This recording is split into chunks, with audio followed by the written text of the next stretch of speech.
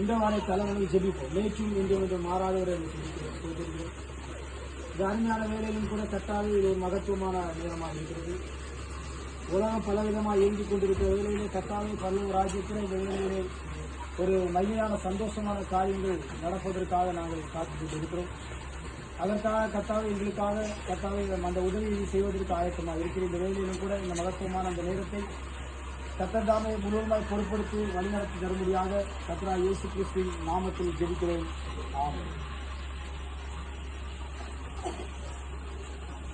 பாடல் புத்தகத்தில் 135 சந்தோஷமாய் நான் பாடிடுவேன், சந்தோஷமாய் நான் பாடிடுவேன், என் பாவதோஷம் மாறியதா, என் பாவதோஷம் மாறியதா, ஆடிடுவேன் பாடிடுவேன், ஆடிடுவேன் பாடிடுவேன், தேவனை அறிந்ததினார், தேவனை அறிந்ததினார், சந்தோஷமாய் நான் பாடிடுவேன்.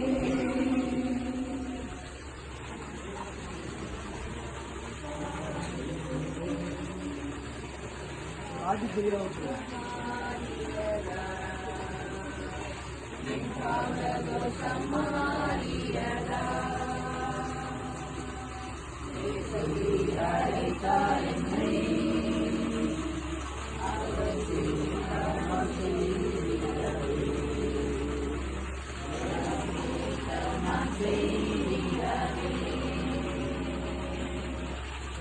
இறப்பிடுவார், என்னை இறப்பிடுவார், இறப்பிடுவார், என்னை இறப்பிடுவார், ஆவியினார், ஆவியினார், சந்தோஷமாய் நான் பாடிடுவேன், சந்தோஷமாய் நான் பாடிடுவேன், என் பாவதோஷம் மாறியதா, என் பாவதோஷம் மாறியதா, தீமைகளை நான் வென்றிடுவேன், தீமைகளை நான் வென்றிடுவேன், அவர் என்னில் ஜீவிப்பதா, இயேசு என்னில் ஜீவிப்பதா, இயேசு நாமம் என்னில் நிலைக்கும், இயேசு நாமம் என்னில் நிலைக்கும், நித்திய ஜீவன் என்னில் தங்கும், நித்திய ஜீவன் என்னில் தங்கும், சந்தோஷமாய் நான் பாடிடுவேன், சந்தோஷமாய் நான் பாடிடுவேன், பாவதோஷம் மாறியதா, என் பாவதோஷம் மாறியதா, மாறிடுவேன் மாந்தரன்பு,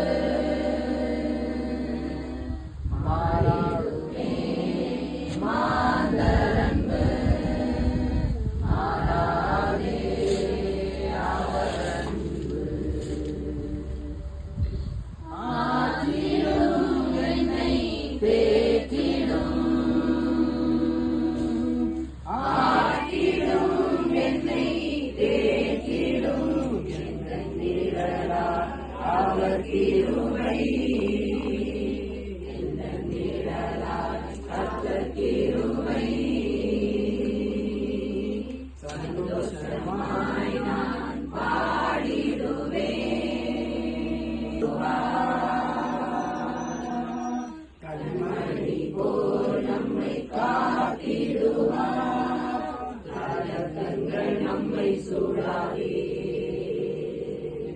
கலக்கங்கள் நம்மை சூழாதே. மாறி போகும், மறைந்து போகும், மாறி போகும், மறைந்து போகும். நம் வியாதியும் பலவீனமும், நம் வியாதியும் பலவீனமும் சந்தோஷமாய் நான் பாடிடுவேன், சந்தோஷமாய் நான் பாடிடுவேன். என் பாவதோஷம் மாறியதா, என் பாவதோஷம் மாறியதா.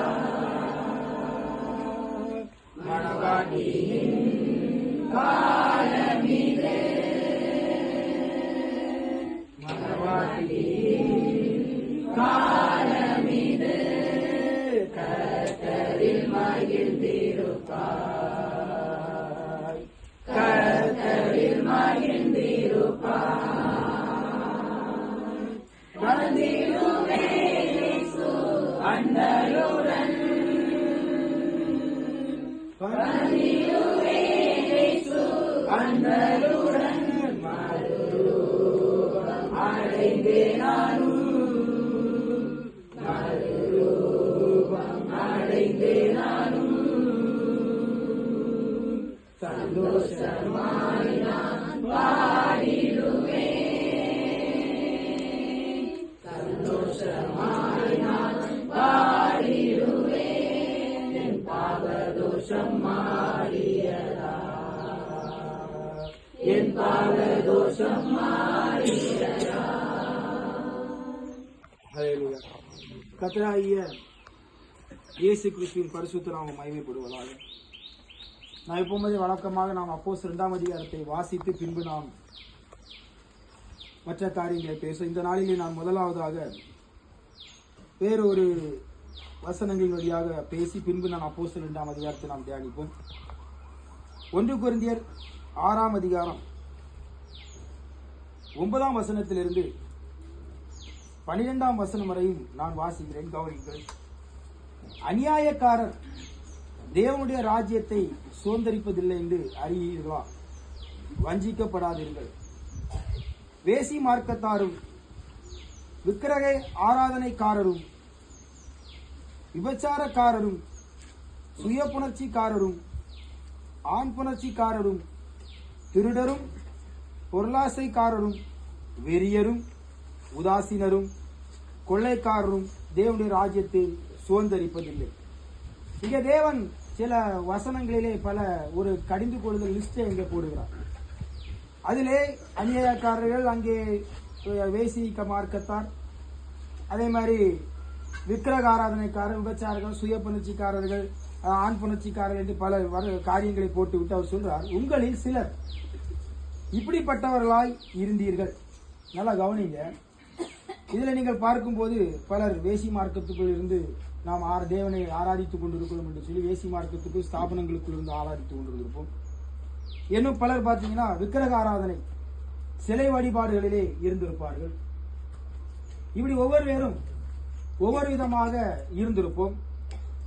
சிலர் இவைகளில் இருக்காமல் ஒரு விபச்சாரக்காரரை போல் ஜீவித்திருப்பார்கள், சுய புணர்ச்சிக்காரர்கள் போல் ஜீவித்திருப்பார்கள், ஆண் புணர்ச்சிக்காரர்களாக இருந்திருப்பார்கள், திருட்டு கொண்டு திரிந்திருப்பார்கள், பொருளாசைக்காரர், அதாவது எப்பவும் பார்த்தாலும் பொருளாசை என்று வாழ்ந்திருப்பார்கள். ஏனும் பலவிதமான குடிவெறி, பலவிதமான வெறியிலே இருந்திருப்பார்கள், உதாசீனப்படுத்துகிறவராக இருப்பார்கள், கொள்ளைக்காரர், பல காரியங்களை கொள்ளையடிக்கிறவர்களாக இருந்திருப்பார்கள். என்னுமாக இப்படிப்பட்டவர்களாக இருந்திருப்பார்கள். இவர்கள் தேவனுடைய ராஜ்யத்தை சுதந்திரிப்பதில்லை என்று சொல்கிறார். நிச்சயமாக இந்த பூமியில் அப்படி இருக்க சுதந்திரிக்க மாட்டாங்க. ஆனால் சுதந்திரிக்கிறதுக்கு ஒரு வழி வைத்திருக்கிறார். இப்போ தேவனுடைய ராஜ்யத்தை நாம் சுதந்திரிக்கிறதுக்கு ஒரு வழி. இப்போ நம்ம இங்க எல்லாரும் இங்க ஏன் கூடியிருக்கிறோம் என்றால் அந்த சுதந்திரிக்கும் வழியை நாம் பெற்றுக்கொண்டோம், அதை அடைந்து விட்டோம். ஆகவே சொல்ல உங்களில் சிலர் இப்படிப்பட்டவர்களா இருந்தீர்கள். எல்லாரும் கிடையாது, எல்லாரும் அப்படி இருக்கவில்லை, சிலர் அப்படி இருந்திருப்பார்கள். அல்லேலூயா. ஆயினும் கர்த்தராகிய இயேசுவின் நாமத்தினாலும் நமது தேவனுடைய ஆவியினாலும் கழுவப்பட்டீர்கள். 2 காரியம் இருக்கிறது. அதாவது சிலர் இப்படிப்பட்டவர்களாக இருந்தீங்கள், ஆயினும் கர்த்தராகிய அடுத்தது அதாவது தண்ணீர் ஞானஸ்நானம், நமது தேவனுடைய ஆவியினாலும் கழுவப்பட்டீர்கள், பரிசுத்தமாக்கப்பட்டீர்கள், நீதிமான்களாக்கப்பட்டீர்கள் என்று சொல்கிறார். ஆகவே இந்த வசனத்தின்படியாக நமது தேவனுடைய ஆவியினாலும் இப்பொழுது அவர் கழுவப்படும்படியாக வந்திருக்கிறார். ஆண்டவர் சொல்றார், ஜலத்தினாலும், யோவான் 3ஆம் அதிகாரத்திலே சொல்கிறார், ஜலத்தினாலும் ஆவியினாலும் பெறாவிட்டால் அவன் என்ன செய்ய மாட்டான், தேவனுடைய ராஜ்யத்தை சுதந்திரிக்க மாட்டான். அவன் தேவனுடைய ராஜ்யத்தை சுதந்திரிக்க வேண்டுமானால் இப்படிப்பட்ட கிரியைகள் இருந்தால் சுதந்திரிக்க முடியாது. அவன் இப்படிப்பட்ட கிரியைகள் கழுவப்பட வேண்டும். இந்த கிரியைகள் கழுவப்பட வேண்டுமானால் ஒரு நல்ல ஒரு வஸ்திரத்தை துவைச்சு சுத்தப்படுத்த வேண்டுமானால் அதற்கு ஒரு சோப்பு இருக்கிறது, ஒரு ஆப்ஷன், வாஷிங் மிஷின் இருக்கு. இப்படி இதே போல ஏதோ சுத்தப்படுத்த ஒரு வழிமுறை இருக்கிறது. இந்த பூமியில இப்படிப்பட்ட பாவங்கள், சாபங்கள் நம்ம இடத்துல எப்பொழுதுமே, நாம் எவ்வளவு பூமியில தூய்மையாக ஜீவித்திருந்தாலும் நாம் பிறந்ததே ஒரு பாவத்திலேயா இருக்கிறது. அதாவது பாவத்திலே என்று சொல்லும் போது நம்ம ஜென்ம பாவம் என்ற ஒன்று நமக்கு ஒவ்வொருவருக்குமே உண்டு. அதே நிறைய பேர் அப்பா அம்மா பாவம் என்று சொல்வார்கள். அந்த பாவம் அல்ல, ஆதாமுடைய மீறுதல் நிமித்தம் அந்த விதமான பாவம் அங்கே வந்தது. அது நம்ம மேல எல்லாரும் மேல இருந்தது. இப்ப இந்த பாவம் கழுவப்பட வேண்டும். சுத்தமாக்கப்பட்டால்தான் நாம் ஒரு இடத்துல போய் இருக்க முடியும். ஒரு சேரில் அழுக்கு இருந்து அந்த இடத்துல இருக்க முடியாது. அதுபோல நம்முடைய வாழ்க்கையிலே நாம் பலவிதமான அழுக்குகளுக்குள் இருந்திருப்போம். இப்பொழுது ஞானஸ்நானம் எடுக்க போகிற அருமையான தம்பியும் சகோதரனும் முந்தி பலவிதமான பூமியிலே பலவிதமான வாழ்க்கையில இருந்திருப்பார்.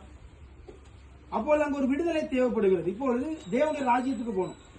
நிறைய பேர் ஏசப்பாவை கூப்பிட்டா ராஜ்யத்துக்கு போகும் என்று நினைப்பார்கள். அது தவறு. இங்க சொல்லுகிறார், ராஜ்யத்துக்கு போக கழுவப்பட வேண்டும் என்று சொல்லுகிறார். கழுவப்படும் போது என்ன நடக்கிறது? கழுவப்பட்டீர்கள். இப்ப உங்க ஒவ்வொருவருக்கும் பேசுறாரு. இப்ப அவர் கழுவப்பட காத்து கொண்டிருக்கிறார். அவர் கழுவப்படுவதற்கு ஆயத்தமா இருக்கிறார். ஆனால் கழுவப்பட்டீர்கள் என்று நம்மளை பார்த்து பேசுகிறார். நீங்கள் கழுவப்படும் போது கழுவப்பட்டீர்கள், முதலாவது அது நடக்க வேண்டும். 2வது பரிசுத்தமாக்கப்பட்டீர்கள். 3வது நீதிமான்களாக்கப்பட்டீர்கள். 3 காரியம் வருகிறது: கழுவப்படுதல், பரிசுத்தமாக்கப்படுதல், நீதிமானாக்கப்படுதல். இதற்கு பின்புதான் அவர் சொல்றாரு, யாரை நீதிமான்கள் ஆக்கினாரோ என்று சொல்லி அவர்களை மகிமைப்படுத்தி இருக்கிறார் என்று அங்கே முடிக்கிறார். இவ்வளவு காரியம், இதற்கு முன்னால் இருக்கிற இந்த காரியங்கள்லாம் நீங்க இருந்தோம். ஆனால் இப்பொழுது அவருடைய ரத்தத்தினாலே, அது ஜலத்தினாலும் ஆவியினாலும் பிறக்க வேண்டும் என்று சொல்றார். அங்கே நாம் தண்ணீர் ஞானஸ்நானத்தை அவருடைய நாமத்தை விசுவாசிக்கிறோம். சொல்றாரு, இயேசு கிறிஸ்துவின் கர்த்தராகிய இயேசுவின் நாமத்தினாலும். கழுவப்படுதல் என்பது எப்படி கழுவப்பட வேண்டும் என்று எல்லாரும் அப்போஸ்தலர் 38 பேசுவோம். அது பரிசுத்த ஆவியானவர் பேதுருக்குள் இறங்கி இருந்து பேசின காரியம். ஊற்றப்படுதல் நாளிலே அவர் பேசினது. ஆனால் பவுல் மூலமாக கொரிந்தியரில் இருக்கிற சபைக்கு அவர் பேசும்போது அவர் தெளிவாக பேசுகிறார், இயேசுவின் நாமத்தினாலும். இவையெல்லாம் அங்கே லிஸ்ட் போட்டிருக்க. தேவனுடைய ராஜ்யத்துக்கு போக முடியாமல் இருக்கிற அங்க ஒரு லிஸ்டை பட்டியலை இடுகிறான். இவைகளெல்லாம் நீங்க முன்னால இருந்தீங்க. இங்க இருக்கிற பலர் அப்படியாக இருந்திருப்போம். பல விதமான தவறான ஜீவனத்தில் இருந்திருப்போம். இதுல சொல்லப்பட்டிருக்கிற எல்லா லிஸ்டிலையும் நாம் இருந்திருப்போம். ஒன்னு இருந்திருக்காது, இன்னொன்னு இருந்திருக்கும். ஒருவேளை இதுல எதுவுமே இல்லாமல் இருந்திருக்கும். அதான் சொல்ல, சிலர் அப்படி இருந்தீர்கள். சிலர் ஜென்ம பாவத்துக்குள் இருந்திருப்பார்கள். சிலர் இந்த சொல்லப்பட்ட அடுக்கடுக்காக சொல்லப்பட்ட குற்றச்சாட்டுக்குள் இருந்திருப்பார்கள். இவர்கள் அனைவரையும் கர்த்தர் கழுவுவதற்கு விரும்புகிறார். கர்த்தரால் கழுவ முடியும். கர்த்தர் சுத்திகரிக்கிறவராக இருக்கிறார். இப்பொழுது இதில் சொல்லப்பட்டிருக்கிற விக்கிரக ஆராதனை என்பது நாம் ஒரு சிலைக்கு முன்பாக வணங்குவதற்கு முன்பாக அந்த ஆத்மா என்னிடத்தில் சொல்லுகிறது, அதை போய் விக்கிரகத்தை வணங்கு என்று சொல்லுகிறது. என்னுடைய ஆத்மா சிந்தையிலே ஒரு எண்ணம் வந்து, ஒரு ஆவி வந்து என்னிடத்தில் சொல்லி இதை போய் செய் என்று சொல்லுகிறது. அந்த ஆத்மா கடைசி முடிவெடுத்து இதை செய்யவா அதை செய்யவா என்று அது முடிவெடுத்து அதை செய்கிறது. இந்த ஆத்மா பலவிதமான கிரியைகளை செய்திருக்கிறது, பலவிதமான காரியங்களை செய்கிறது. அது சரீரத்திலே கிரியாக வெளியே வந்தாலும் அதனுடைய தொடக்கமாக இருக்கிறது ஆத்மா. அதாவது நான் பாவம் செய்யும் ஆத்மா சாகும் என்று சொல்லுவேன். இப்பொழுது ஆத்மா பாவம், ஜென்ம பாவம், இணைய பாவம், எல்லா பாவங்களும் கழுவப்பட வேண்டும். பாவம் செய்யற ஆத்மா போக முடியாது. சொல்ல ஏற்கனவே நாம் அப்படி இருந்தோம். இதுல ஏன் அதை ரெண்டே உங்களுக்கு பேசுறேன் என்றால், இப்பொழுது அவர் கழுவப்பட காத்துக் கொண்டிருக்கிறார். அவர் சொல்ல, நீ கழுவப்பட்டீர் என்று உங்களை பார்த்து பேசுகிறார். கழுவப்பட்ட நீ அதே மாதிரி இருக்கியா? கழுவப்பட்ட பண்டி சேற்றில விழுதா என்பது உனக்கு தான் தெரியும். நீ நாம தரிக்கிறதுக்கு முன்னால சொல்ற ஆண்டவர் நான் இப்படி ஜீவிப்பேன் அப்படி ஜீவிப்பேன் உமக்காக அப்படி வாழ்வேன் இப்படி வாழ்வேன் என்று இங்கே ஞானஸ்தானம் தொட்டி கும்பாக என்று நாம் ஒவ்வொருவரும் சொல்லுகிறோம். இவனுமே அவர் சகோதரன் சொல்லுவார். ஆனால் நீங்க அனைவருமே சொல்லி இருக்கிறீர்கள். ஆனால் நீ அதிலே அதான் சொல்றது கிறிஸ்துவுக்காக வாழுகிறேன் எல்லா பாவசாலமையும் தொலைத்து விடுகிறேன் என்று சொல்லுகிறோம்.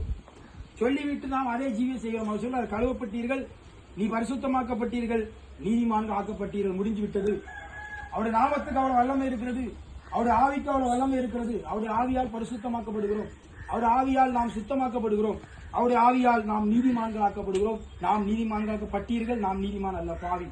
இப்பொழுது இங்கே நிற்கிற சகோதரன் ஒரு பாவி என்ற ஸ்தானத்தில் நின்று கொண்டிருக்கிறார். ஆனால் நாம் இங்கே இருக்கிற மைதியுள்ள நாமம் தரித்திருக்க நீங்க யாரும் பாவி என்ற ஸ்தானத்தில் நின்று கொண்டிருக்கவில்லை.